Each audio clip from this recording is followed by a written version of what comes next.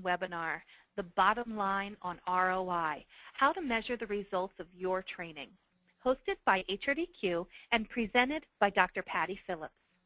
Today's webinar will last approximately 1 hour. Do stay tuned at the conclusion of the broadcast for an exclusive offer. Before we begin, note there is a question and answer button. It might be called a chat box.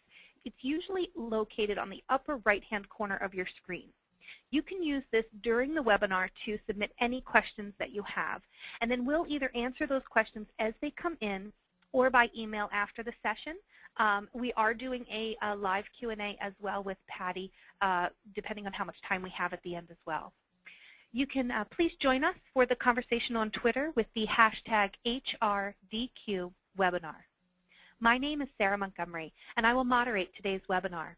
I am in business development for HRDQ, a publisher of research-based training solutions that improve the performance of individuals, teams, and organizations. Dr. Patty Phillips is joining us today, and she is a recognized expert in measurement and evaluation. She is president and CEO of the ROI Institute. She serves as faculty for the UN System Staff College, a professor of practice for the University of Southern Mississippi's PhD in Human Capital Development Program, and a principal research fellow at the Conference Board. Patty is an award-winning author and editor of many books and articles, including The Bottom Line on ROI, 2nd edition, 10 Steps to Successful Business Alignment, and Measuring the Success of Coaching. Thank you so much for joining us today, Patty. Thank you, Sarah, and thank all of you for joining us today. What a way to start the holiday season with a webinar on ROI.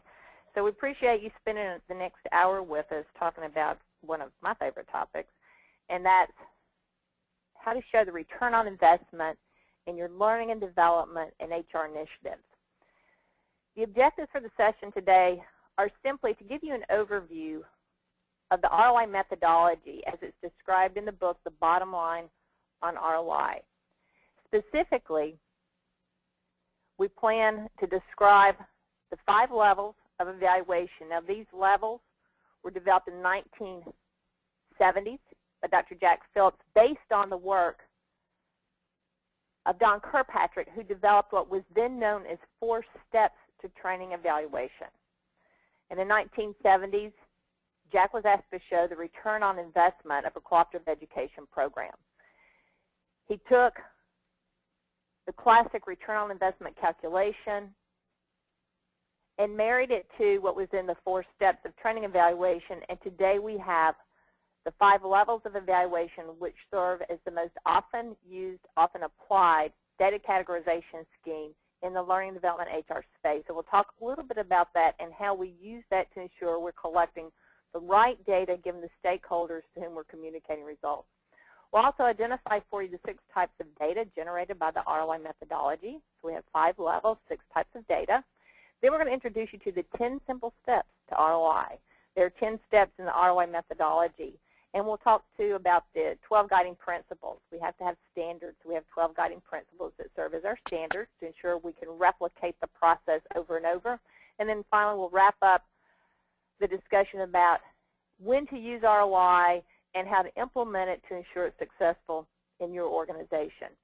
Now, as all of you know, we have seen a progression in the various methods and approaches to accountability. So over the decades, we've evolved from management by objectives all the way up through the ROI methodology. We've used processes like HR auditing and benchmarking and HR satisfaction surveys, along with balanced scorecard and profit centers, and then today, of course, the ROI methodology gives us just the right balance of data that we need to ensure we're showing results that resonate with all stakeholders. And the reason for this change and this evolution is that the definition of value is changing. Value in the past, in terms of learning and development, was defined as how many people we train. So when we went out and tell our executives we've trained 15,000 employees, there was an inherent measure of value there. You know, we said, okay, this is good. We need to do this, so we're adding value. Well, today the questions of value have changed. different set of questions are being asked, how we measure results have changed. So this new definition of value includes a balanced set of measures, both quantitative and qualitative, as well as financial and non-financial. We look at strategic as well as tactical issues, how we align our programs, projects, and initiatives with the ultimate payoff opportunities for our business. We address value in terms that resonate with all stakeholders, not just participants, not just facilitators, not just learning and development, but those people who actually hold the purse strings in the organization, the chief financial officer, our finance and accounting types, our business partners. But more than anything else, our definition of value must not only account for the spend, account for the investment, but we also need to generate data that drive a call to action in some way. So it's not just about saying, here's what we've done, here's the activity we've put in place, or here are the results we've gained, but more about, here are the results we've gained and what we can do about it, how we can increase those results, how we can improve our programs and projects. So this definition of value has evolved over time. The questions being asked of learning and development, HR and marketing, and all of these organizations have changed over time, and with those changing questions, we need changing approaches, ensuring we're answering the questions in such a way that the information being provided is usable information for decision makers. Now, if you think about how we allocate resources within an organization, about 15% of the investment of an organization is over on the capital investment side. The rest is considered non-capital investment. Part of that non-capital investment is the investment in our people. And it's because the way we allocate resources that this concept of ROI has become so important to organizations. Because when we look at how we measure success of our capital investments, this 15%, we use the classic ROI equation along with other measures of financial contribution. Well, if that's how we treat our capital investments, shouldn't we be treating our non-capital investments the same way? And that way we have a comparison. When we measure things differently, we can't compare. You have an apple and an orange. But by using ROI on the non-capital side, we can now show the return on investment in the same terms as we're showing on those larger investments on the capital side. So human capital investment, given how much we spend on our people, is just calling for ROI. The ROI calculation itself is very simple. It's a standard calculation, a standard metric that has survived centuries and decades of use. It is classic. When we measure ROI, we are comparing the monetary benefits of our programs and processes to the cost or the investment. Now you see on your screen there are two measures. There's the benefit cost ratio and the ROI percentage. The benefit cost ratio is grounded in welfare economics and public finance. It comes out of the public sector.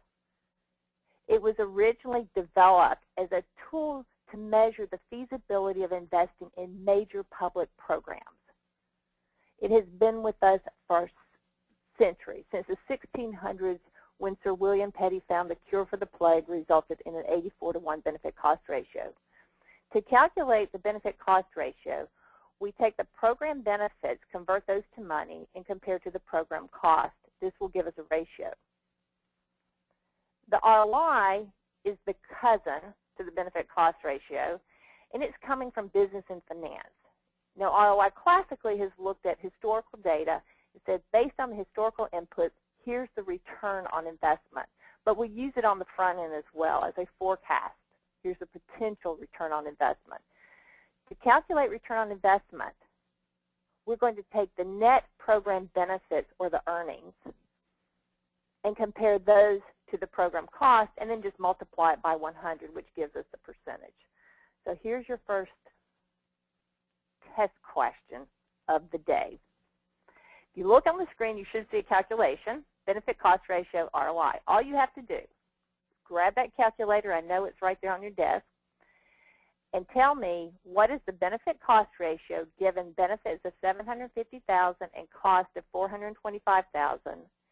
And what is the ROI given the net benefits, which is your program benefits minus the cost, divided by the program cost times 100. And you can just type it in your chat box. As soon as you get it, just type in the chat box. What is your BCR and your ROI? See how you do math at this time of day. Oh, good job. See some coming in.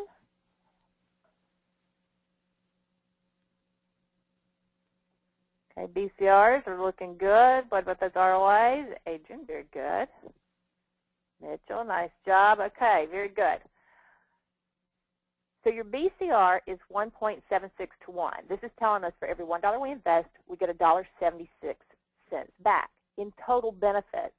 The ROI, remember, is the net benefit or earnings divided by the investment, where you take the benefit, 750, minus the cost, 425. That gives you your net, your earnings.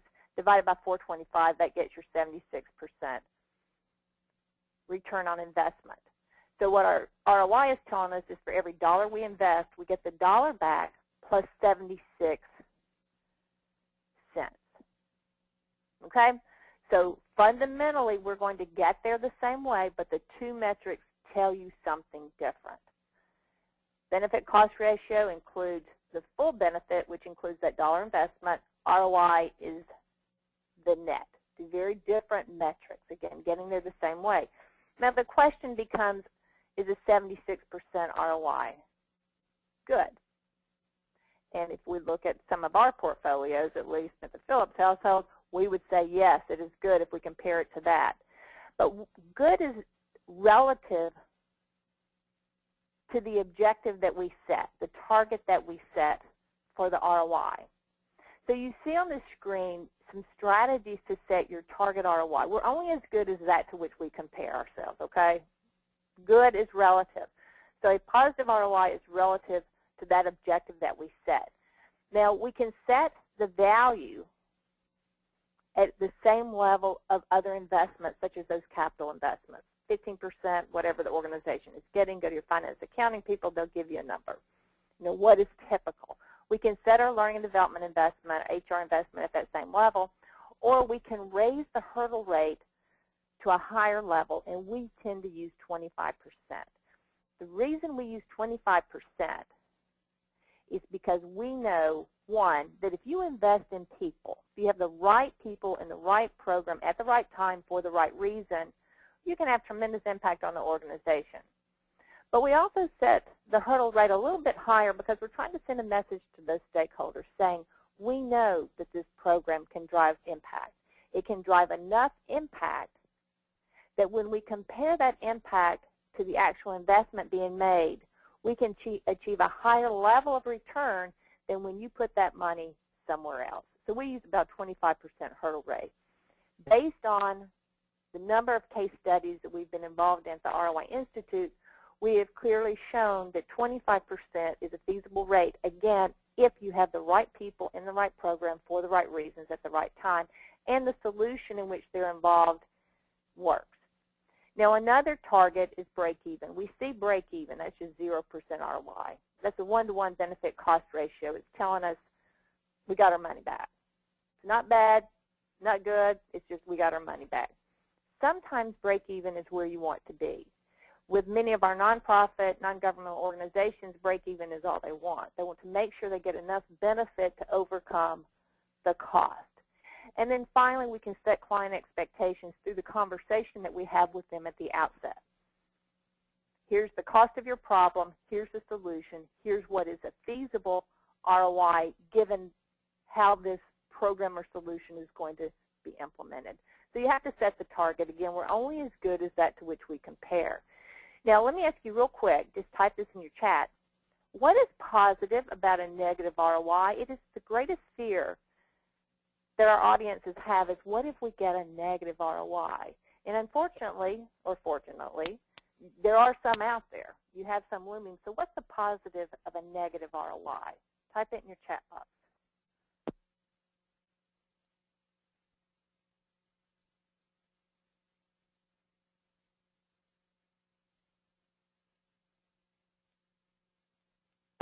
Let's see.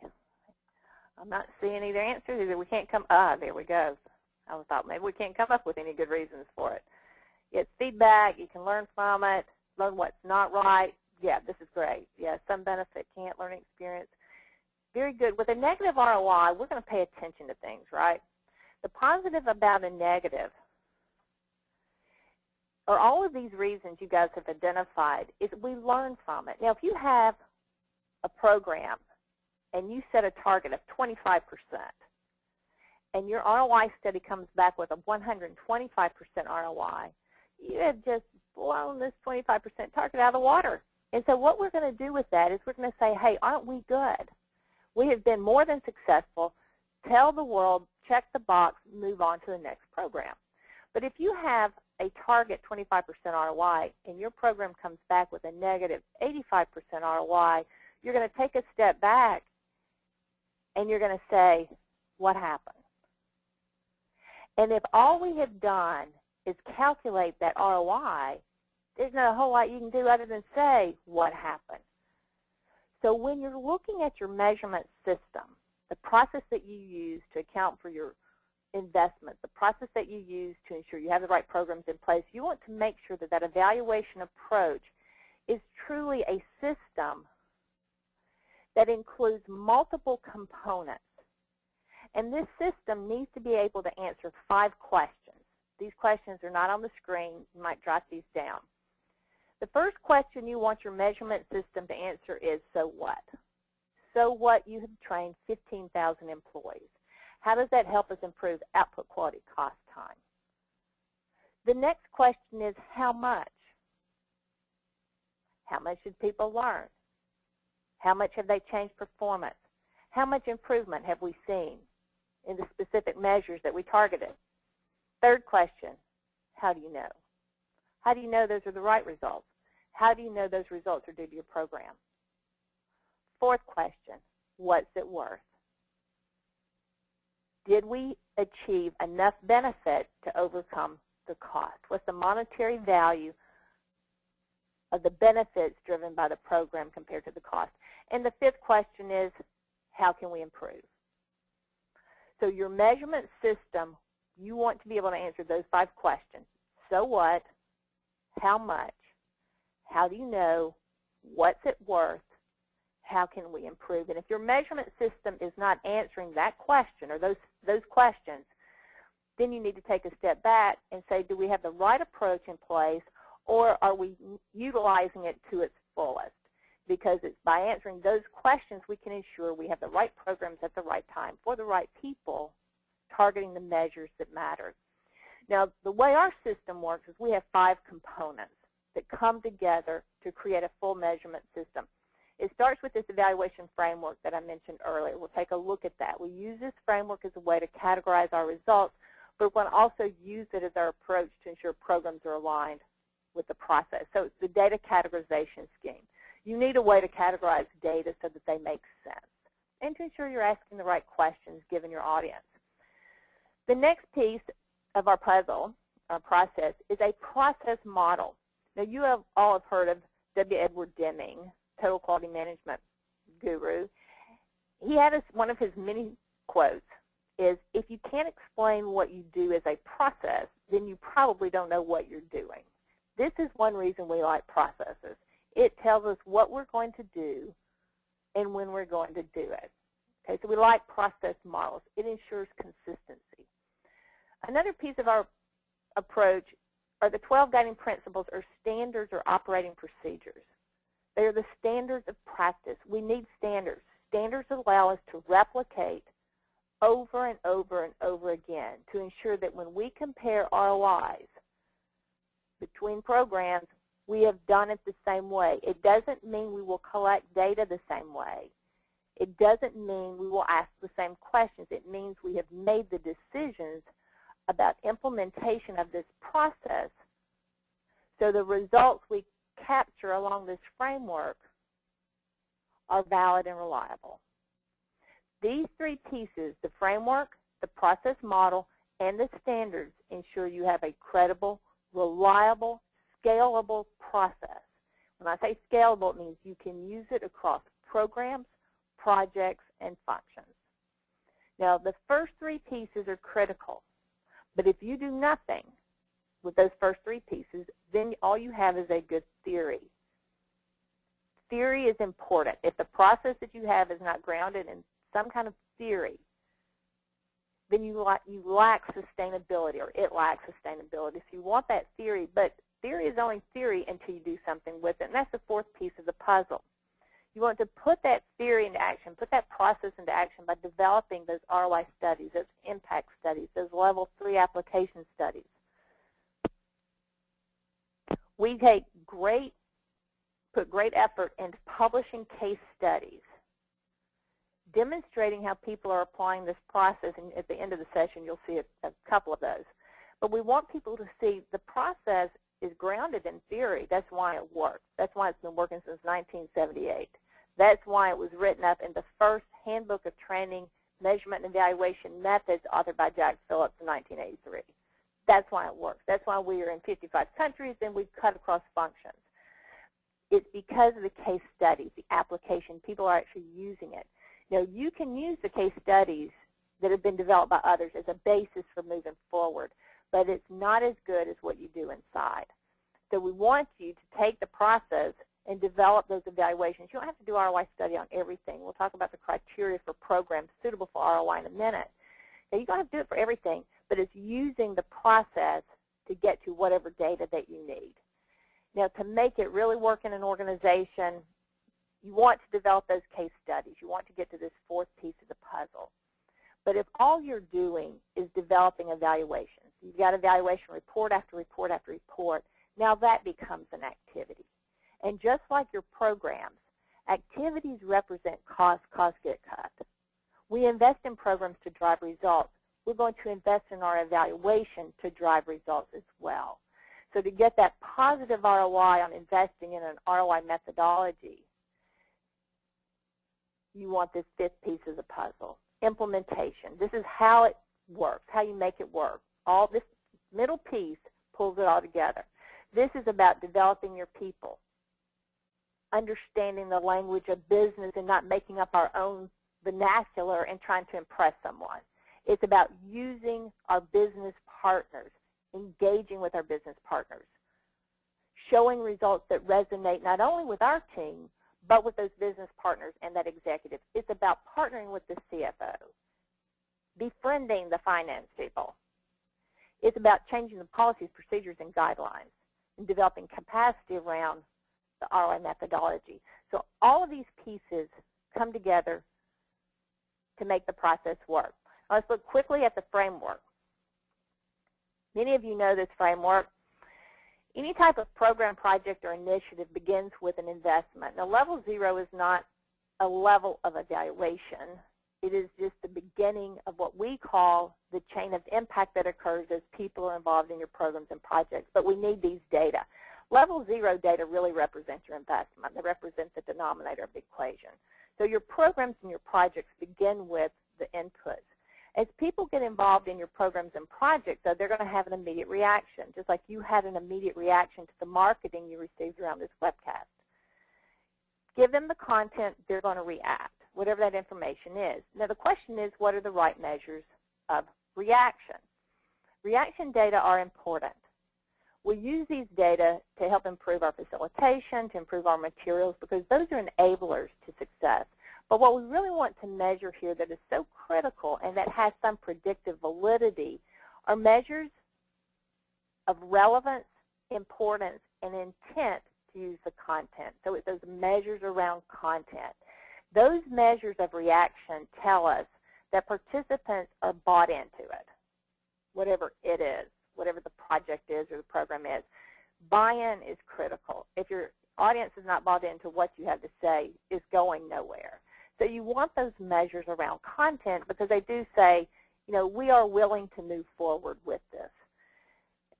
But before they can move forward, they have to know what it is you want them to do. They have to know how to do it, why to know to do it. They have to be aware that something needs to change. So that's our level 2 learning. Okay, learning is all about acquisition of knowledge, skill, information, changing attitude, changing awareness, confidence to go out and do it. So level 2 data tell us they're able to do it. So level 1 say the audience is willing to go out and do what we want them to do. Level 2 says they are able to do it. But where the fun begins is in your level 3 evaluation, and this is where we've spent decades of work focused on improving processes to evaluate the higher levels of evaluation. Okay, level 3, we're answering the question, are they applying what we want them to apply? Are they doing what we want them to do it? Are they doing it at the level we want them to do it and the frequency with which we want them to do it? At level 3, we're also going to capture data around barriers and enablers to application, the transfer of learning. Mary Broad and John Newstrom put great attention on the transfer of training in their work years ago. Organizations have adopted that approach and really place great focus on this one level of evaluation, because guess what? If they're not applying it, you're not going to get positive results at the next level, which is business impact. People have to apply the knowledge, skill, and information to drive business results. Now, level 4 data, you're answering the so what question. At level 3, you're saying people have changed their behavior. People are following the procedures. They're doing what we want them to do. The next question is, okay, so what? We didn't invest $150,000 per person to send 15 women to a coaching initiative. That is not why we did it, so they can walk around and act the same. That is not why we invest that kind of money. We do it because there's a consequence to their walking around acting the same. And that's what level 4 is doing. It's answering the so what question. So what? People have changed their behavior. How does that impact output, quality, cost, time, customer satisfaction, job satisfaction, and work habits? And the most important question it answers is, how do you know it's your program that caused it? That's the isolation step. And again, we have spent decades working and perfecting that particular step that we'll look at in just a minute. But you know what? There's still another question to be answered. We can improve output, quality, cost, and time. But the question is, what value in monetary terms does it bring to us? So you've improved productivity 76%. What is that worth to us? And then given that monetary value, how does that compare to the cost that gets us to ROI? So it's by developing data at all of these levels, representing the chain of impact that occurs as we invest in people, that ensure we can answer those 5 key questions. So what, how much, how do you know, what's it worth, and how can we improve? We need these data. Of course, again, doesn't mean we're going to evaluate everything to ROI. It doesn't even mean we're going to evaluate everything to level 4 or level 3. But when we do evaluate to the higher levels, we're still going to collect data at these lower levels because those are our early indicators of success. So this is how we categorize results. Level 1 and level 2 represent results from the participant perspective. They are willing and able to do what we want them to do. Level 3 represents results from the system perspective. The system is supporting the transfer of learning. People are applying the knowledge, skill, and information. Level 4 and 5 represent results from the economic perspective, which resonate with the stakeholders that hold the purse strings. You have data here that can help all stakeholders make good decisions about the program. The other part, or the other piece of this framework, while we use it to categorize those evaluation results, is our data categorization scheme when we're looking at evaluation results. To get to the evaluation or position the evaluation, we need a good set of objectives. As all of you know, objectives represent the intended outcome of our programs and projects. So we're going to use that framework as the way in which we categorize our program objectives. Now, before we can set an objective, we need to know what we need to do, right?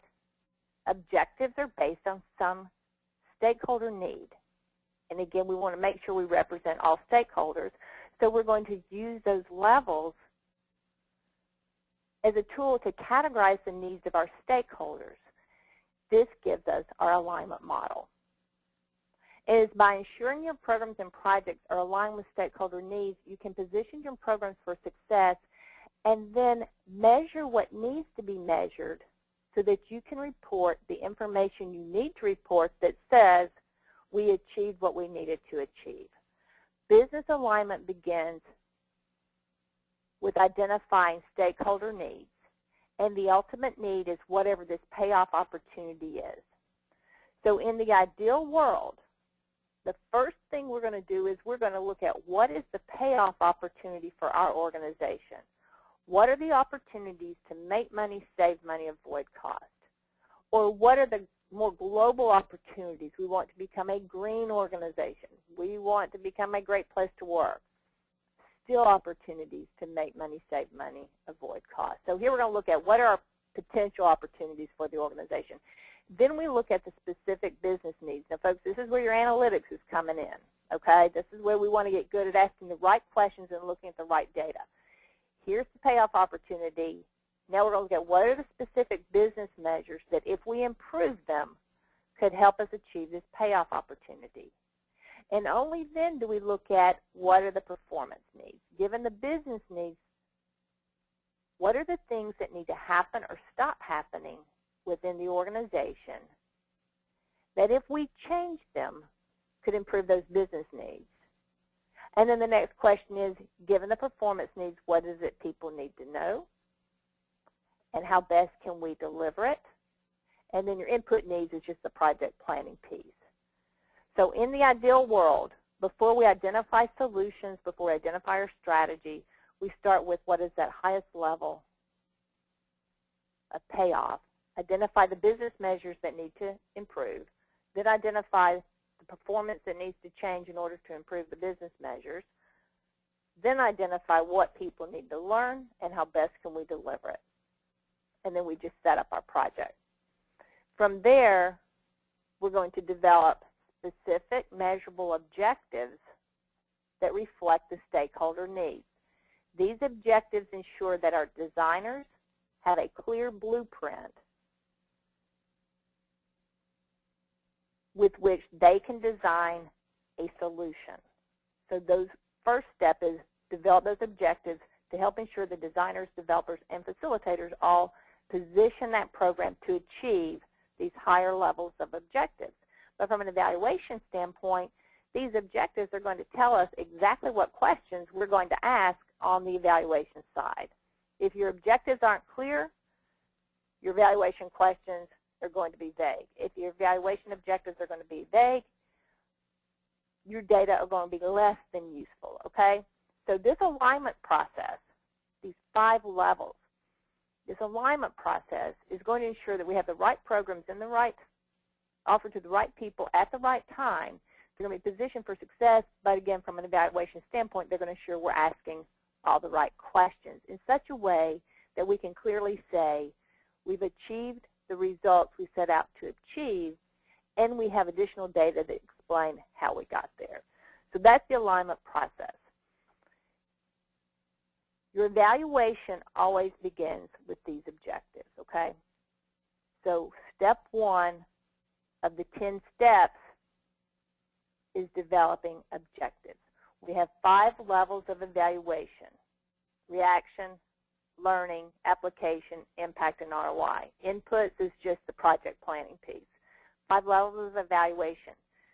The methodology has 10 steps, and it begins with these objectives. So let's quickly see if you know these levels, okay? Now, your objectives lead to the evaluation. So what I'm going to do, you have to be quick to do this, okay? We all have to be quick. I'm going to put an objective on the screen, and all you have to do is in your text box type in the number, the level of objective it represents, okay? So we've got our levels: reaction, learning, application, impact, and ROI. Those are our 5 levels. I'm going to put an objective on the screen, and all you have to do in your chat box is type in the number that represents the level of evaluation that objective is targeting. Let's look at the first one. Okay, to what level would you evaluate this objective? 100 customers will request more information from the website within 2 weeks of the promotional briefing. And you have to be quick, quick, quick, quick.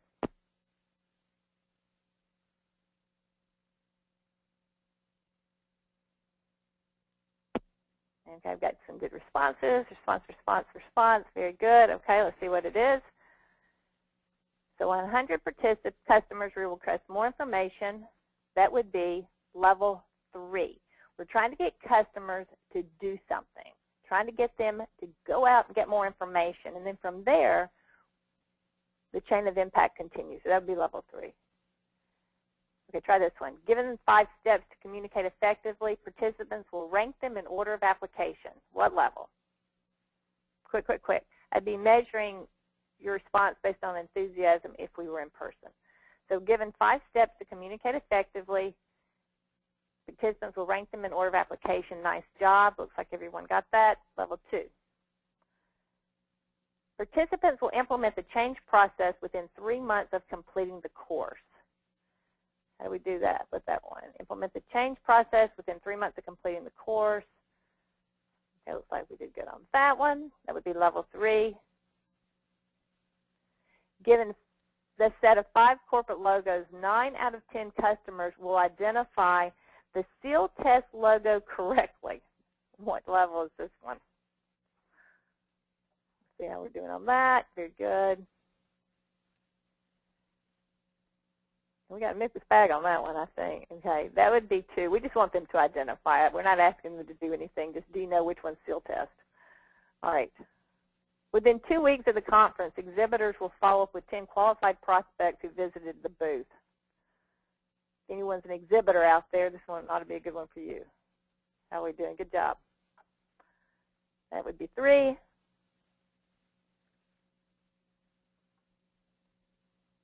Six months after the program, grievances will go down an average of 7 per month due to the program. How are we doing that? Nice job. Good. That would be 4. And finally, given the benefits of $250,000 and cost of $150,000, the ROI will be 67%. What level of evaluation is that? Everyone get this one correct. Nice job.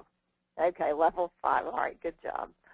So your evaluation approach, and specifically the ROI methodology, begins with those objectives. Because without objectives, first, we don't know what questions to ask during the evaluation period, but also smart objectives include those criterion for success. You know, what is the target that we hope to achieve? Again, you're only as good as that to which you compare. So whether you're looking at reaction data, test data, whatever it is, whatever level of evaluation you have, unless you have a target to compare it to, okay, then it's hard to say that we're really any good, right? So you want to set those objectives and collect those baseline data. Now, in other sessions, not necessarily this session due to time constraints, but in other sessions we talk about, you know, what happens if you have no baseline. Well, there's always some baseline or some way to get to baseline, even if it's very qualitatively. But you need the baseline because the intent of investment in our people is to improve something. And in order to improve, you have to have a starting point. So where do we start? That's your baseline. Okay. Once we do this, once we know what our objectives are, we have our baseline, we know when we want the improvement to occur and what successful improvement looks like, then we roll out our program. So you roll out your program here, and then we start collecting those level 1 and level 2 data during the program. We collect these data at this time not only because it's convenient. That's one reason we do it. Okay, but the other reason we do it is they're your early indicators for potential success. They're telling you people are willing and ready to go out and do what you want them to do. And if you don't know that, then you're just guessing that something good is going to happen on the backside. So we need those early indicators of success. We follow up at some point in time when people are using the newly acquired knowledge, skill, and information on a routine basis. You have to define that, and fortunately, you have defined that here in the objectives. We follow up level 3 data, level 4 data using a variety of techniques. Those techniques can be surveys, questionnaires, action plans. They can be interviews, focus groups, performance records. So a variety of ways we collect data at level 3 and 4. Same for level 1 and 2. We can use all types of techniques. Okay. But where the fun really happens is in the analysis stage, folks. Okay. Data collection is important. I mean, you spend probably most of your resources on data collection, but the fun part is through the analysis because now we start seeing the results. The most important step in the process is this step to isolate the effects of the program. It is a requirement. By standard, we use it. We have a 5-day certification, which includes project completion, so people can't get certified in our process until they actually complete a project. The one step that we tell them for 5 days that they cannot skip is this isolation step. For decades, we have been working this step, talking about how you need to isolate the effects of the program. Organizations such as Cap Analytics has adopted this step as their primary piece, their primary service that they use, that they employ. Okay, they've picked it. That's how important it has become. So we isolate the effects of the program to answer the question, how do you know it was the program that caused the results? Now the question is, how in the world do you do that? There are a lot of ways. Control group is a classic approach. Doesn't mean we're always going to use it. Quite frankly, we can't always use it, but it doesn't mean we can skip this step. And so for those people who go through our certification process who submit a project where they skip this step, those are the ones rejected. We will not take it because by standard we have to use it. Control group is classic, but can't always use it, can't skip the step. We'll go look at trendline analysis. Is that a possibility? Sometimes it is. Most of the time it's not. Sometimes we will look at general linear models. We'll look at regression analysis. We'll look at our statistics and try to explain the contribution of the program. But guess what? That doesn't always work either. Sometimes we'll use an estimation process and adjust for the error of the estimate. That always works. But of the four, it's the least credible because we're getting those data from people. Now, the interesting thing is people are often more correct than your trend line data or your control group.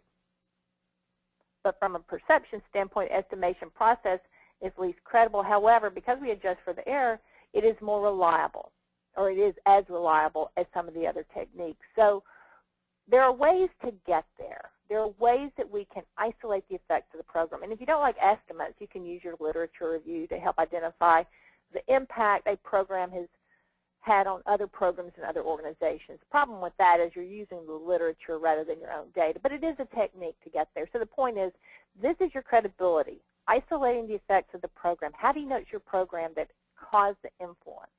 Now, if you stop your evaluation here, you would have a very good impact study, a very good level 4 impact study that clearly shows a connection between your program and the business results, but you don't have ROI. ROI is a quantitative metric. It is a financial metric. It is a classic economic indicator. Okay? It's not a survey where we've created an index based on a Likert scale. Okay? It is a quantitative measure. So what we're going to do, we're going to get our impact data here, and then all we're going to do is convert those business measures to money. A lot of ways we can do that. Standard value, we can use historical cost, we can use internal, external experts, we can go to our literature, we can use estimation process, we can use our statistics. So a lot of ways we can convert data to money. It's been done for centuries, folks. If we can convert human life to money, we can convert improvement in productivity to money. Okay. We convert measures to money, but there may be times when we choose not to. We may have a measure that stands alone just fine without being converted to money. We may find benefits of a program that we didn't plan for, those unplanned benefits, and we choose not to convert those to money. Or it may be that to convert a measure to money costs too much. Those types of situations we're going to report as intangible benefits. It doesn't mean they're not important. It just means we're choosing not to convert them to money. An intangible measure is one that we've made a conscious decision not to convert to money. Doesn't mean it's not important. We're just not putting it in the equation. Then for those measures we do convert to money, we're going to compare to the cost of the program, calculate the ROI. You see how easy that is. And then you report out, apply the data. So 10 simple steps to the process. And these 10 steps are supported by our 12 guiding principles. And the 12 guiding principles just ensure that we make very good decisions as we're implementing the process. Evaluation, whether it's ROI methodology or anything else you're doing, is a balance between accuracy and cost. It is a combination of assumption and fact. We cannot get away from assumptions. We cannot get away from subjectivity when we're collecting data. You can't, unless you are counting. Math is different. 1 and 1 is 2. That's correct. Everything else, there's some error. So any decision that we make through the process in terms of how we collect the data and how we analyze the data, we're going to follow this set of standards because these standards ensure that we are making the most conservative assumptions, that we only go to the most credible sources of our data, that any time we take estimates for isolation or data conversion, we always adjust for error in the estimates. Okay. For short-term programs, now notice this is short-term programs. This gets misinterpreted pretty routinely. Short-term programs like your 2-week leadership program, your 1-month leadership program, that is short-term. We look at benefits for the first year only. Longer-term initiatives like a major technology implementation, we may look at benefits for years 2, years 3, again, keeping it conservative. But your shorter-term initiatives are unlikely to have payoff in years 2 and 3, so we look at payoff in year 1 only. For short-term programs, okay, we include fully loaded costs. So, again, the standards ensure we're making decisions around the process the same way, that we're conservative and credible. And in the end, you're telling the complete story of program success. We invested this much in our program. Participants bought into it. They acquired the requisite knowledge, skill, and information. They went out and applied that knowledge, skill, and information, and as a consequence, output quality, cost, time, customer satisfaction, job satisfaction, work habits all improved. We know that improvement is due to our program because we isolated the effects of the program. We convert these business impact data to money, bring in the cost. Here's the ROI, and oh, by the way, here are the intangible benefits. 6 types of data. ROI is the ultimate measure of program success because it is the financial metric commonly used in all organizations. And it is the only way we can compare benefits and cost in the same terms. It's the one metric that says, here's the monetary benefits compared to the cost of the program. But it is not the only measure of success. It is 1 in 6. It tells us economically how we did, but it doesn't explain how we're going to improve the program. The rest of the data do that for us. If we have a negative ROI, and that's all you have, it doesn't explain how you got there. The other data do it for you. Okay? If you have a 200% ROI, it can explain how did you get there. The other data do it. And again, most importantly, the rest of the data tell you what you can do to improve programs, projects, and initiatives. So anytime we report ROI, we're going to report it in the context of all these other data. And then your intangibles are just those business impact data we choose not to convert to money. But anytime we report ROI, we're going to include the intangibles because sometimes they're just as important, if not more so, than the ROI. So 5 levels of evaluation, 6 types of data, 10 steps in the ROI process, and 12 guiding principles to ensure we can replicate the process over and over. As I mentioned before, not all programs need to be evaluated to ROI. Not all need to be evaluated to impact or even level 3. Okay. Most of your programs are at the level 1, level 2. About half are usually around level 3, 30% to half about level 3. 10 to 20 go to impact, and about 5 to 10 ROI, depending on how many programs your organizations have. Now, we do have some clients where about 80% of their programs go to ROI. But that's because they've removed a lot of the nice-to-have type programs. So here's some criteria just to think about. So when you leave, take a look at all of your programs and see which ones meet the criteria. We consider the life cycle of the program, meaning how long is this program going to last? Are we going to roll it out for 2 years? You know, what does that life look like? So longer life cycles are a good measure of candidacy for ROI. How the program links to operational strategic objectives. If there's a direct link, good candidate for ROI. An indirect link, still possibly a good candidate for ROI. We just want to see what the role of that program is. When we look in terms of administrators and executives, their interest often drives everything that we do. Visibility of the program, cost is a big one. Size of the target audience. If it's a one-time program that you're only going to use with 5 people and you're never going to offer it to another person, unless it is very expensive and very strategic, you probably don't want to take it to ROI. The question is, you know, what are you going to do with the data? That's another issue around it. How are we going to use this data? If you're not going to use the data, then let's not go there. But if it is information that you need to use to influence decision-making around your programs and projects, then let's apply it. But these are just some characteristics of the types of programs that we get involved with. Just quickly, some programs that have been evaluated using ROI, and this is just the latest 4 or 5 programs that we've seen. We've got hundreds of them, thousands that we've done or been involved in, hundreds that we've published. But this is just coming from one of the more recent case study books. This project, we used this 2 weeks ago in one of our largest ever 5-day programs. We had about 31 people in this certification, which is quite large for this type of program. And so this case study was actually analyzed within that group, and everyone agreed it's probably one of the cleanest implementations of not only an evaluation but a program at large. It's a lean training, Lean Six Sigma, lean training for healthcare organization. And John Piccolo evaluated 3 separate projects that apply these lean concepts. So the program was actually addressing change delays, and not all of it was training programs. I mean, a lot of it was just changing their processes, and one was actually a storage issue. I mean, it was like, okay, let's rework the storage so the nurses can get to what they need. So it's an interesting case study. Business impact data in this case was margin on sales, so there's revenue generated for the hospital. If we can get the beds turned over and that type of thing.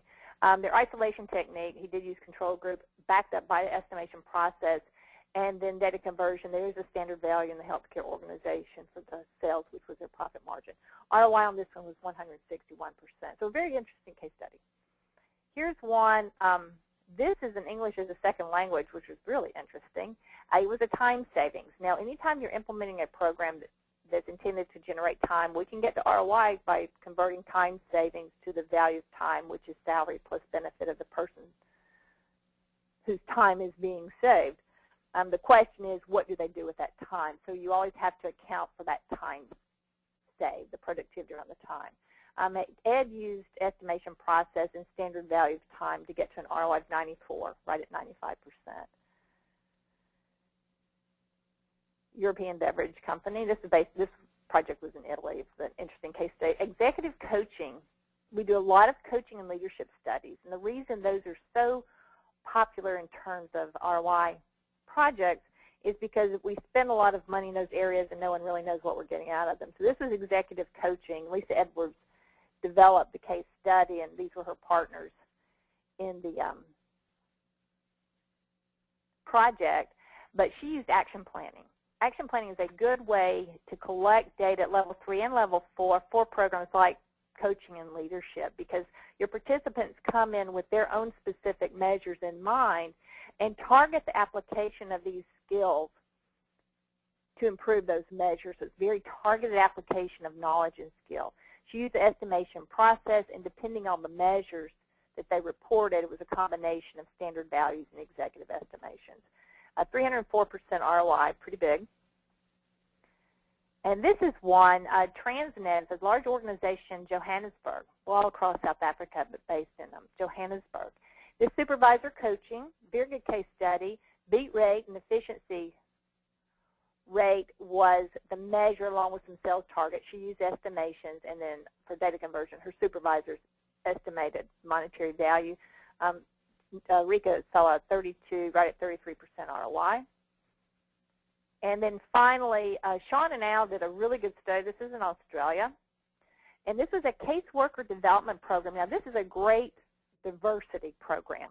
What was happening here, they needed caseworkers that represented the client base for the organization. This is a government-sponsored healthcare initiative. And so the recipients of service were the indigenous population, the Aborigines, and their caseworkers did not represent that target audience. So they had to build capability in their caseworkers in the indigenous employees so that they could effectively work with the population. So again, a real good example of an application to a diversity initiative in trying to raise the competency and proficiency of the workers that reflect the customers. They also had retention issues because the organization wasn't set up to support that population. So their business impact measures you see here were retention and promotion to management roles, estimation process was the isolation technique, and they used standard values for the data conversion.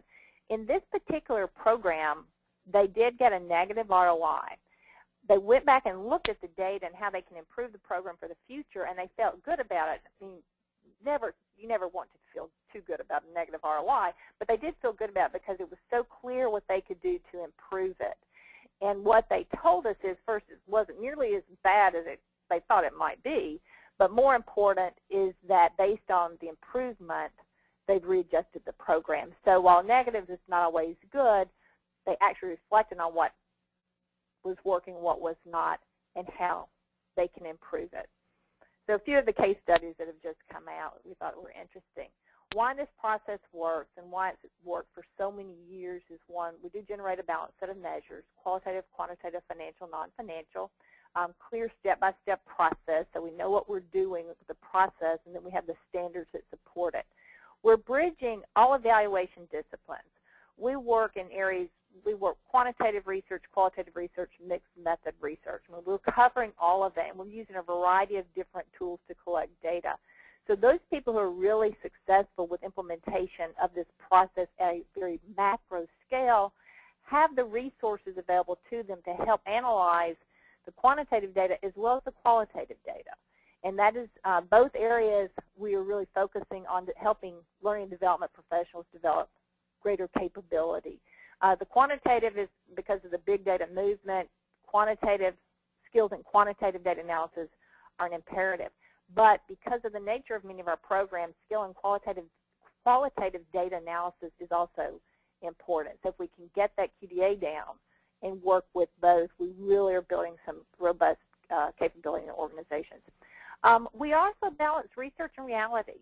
I know a lot of people get really caught up in, well, the research and the research. We've got to analyze the data. We don't have control group, therefore we can't do this. And that's not true. You know, we are not trying to build a cadre of researchers in organizations. We're trying to help organizations build capability so they can get to the answers to the questions that are being asked. And that's basically what it is. So you have to balance investment in the research piece, investment in data collection, data analysis, with the data that we need and the value of the data that we need. So it's always a balancing act. So we're balancing both reality and good, reliable research. It's flexible, it's credible, it works, and lots of evidence that supports it. So what can you do next to get started? First, assess your readiness for ROI. Many organizations are well past ready for ROI.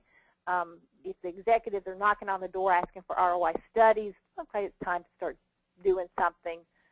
Maybe too late, but you know, some organizations are well over ready. Others are just starting to see there's some interest. And if you're one of those organizations, if you're not being asked to do it, now's the time to get going with it. We're working with a lot of organizations. 2012 was a banner year for us. We've been very fortunate over the past 20 years, 30 years, to have successful years all along the way, but 2012 was a banner year, and much of that is coming from organizations where they're not being really pressured, but they know it's coming, and that's where you want to start. So look at where you are with it, and then from there you can start your strategy. One thing you can do today, get with your team and just for fun, get a sheet of paper and divide it into 4 columns. And one is, okay,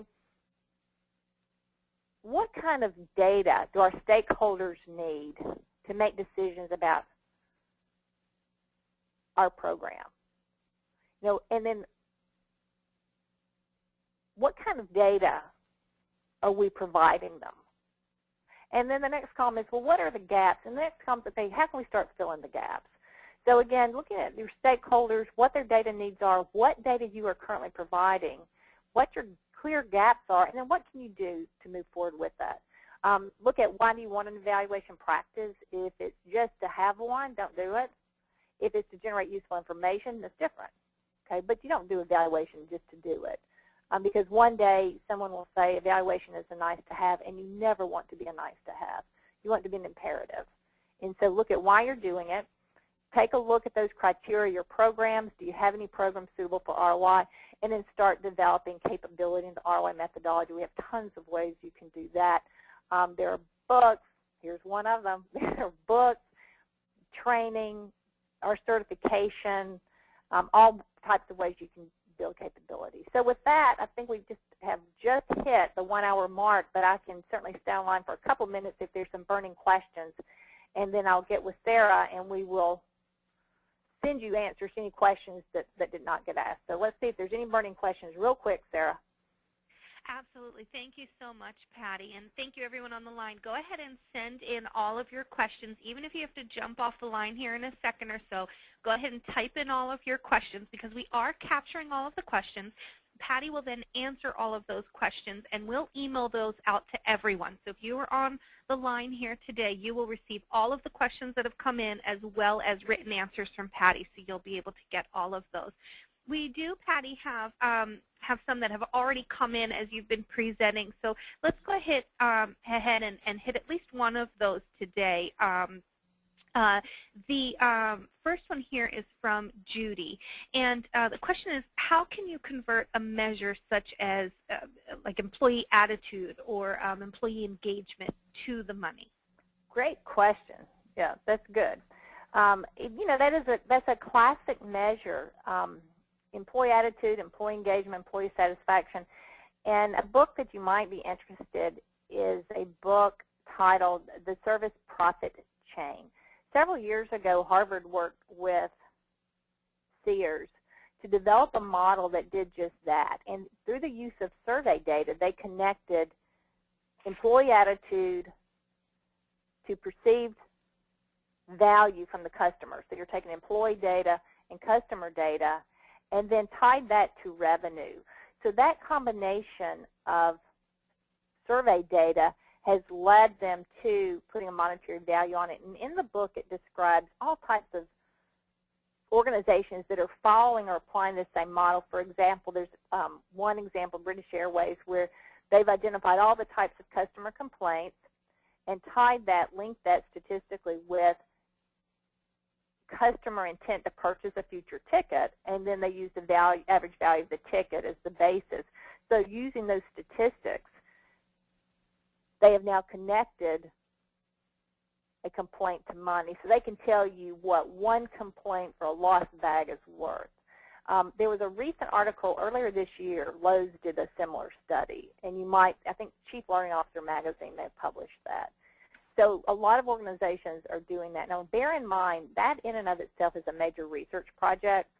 So when you approach that, when you're working on a project like that, just know that it is a project for which the data are going to be used across the board. You wouldn't want to take one leadership program, do an ROI study, and then spend all that money connecting employee attitude to monetary benefit, because now you're loading up your cost for the ROI of that particular program. So again, it's a classic approach to converting soft measures to hard data, but it does tend to be a project in and of itself. But get the book, The Service Profit Chain. Good book. Anything else? Wonderful. Wonderful. Thank you so much, Patty. We do still have some questions coming in, but we have run out of time today. So go ahead. We'll still stay on the line here for a few minutes, but go ahead and send those questions in. And as I mentioned earlier, Patty will answer all of those in writing, and we're going to email those out to everyone. We do really appreciate your time, Patty. We appreciate everyone's time here participating with us today, and we do hope you found today's webinar informative. And thank all of you for joining again. Just echo what Sarah said. Sorry we ran over, but hopefully you picked up some ideas that you can take away and apply back on the job. And just hope you all have a great holiday, and wishing you great luck in all your endeavors in 2013. Thank you.